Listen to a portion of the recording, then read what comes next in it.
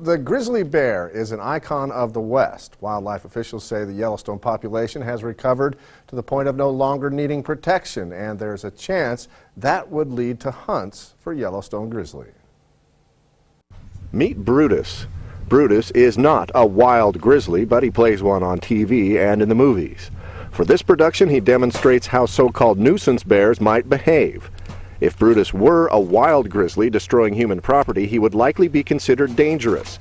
That would put a target on his back. In fact, government agencies killed more than 30 grizzly bears last year in the greater Yellowstone ecosystem because those bears posed a risk to human life or property.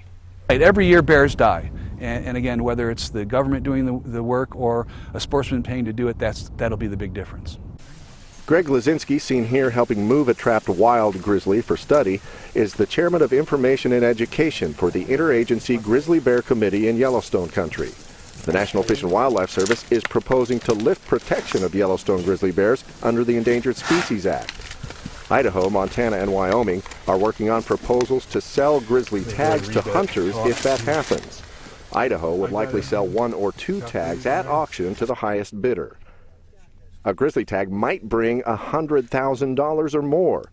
That money would replace federal funding for studies like this one lost once Fish and Wildlife stops protecting the bears. We've spent 40 years trying to bring this population back from, the brink of extinction, and now we're going to let people go out and hunt them immediately. Seems,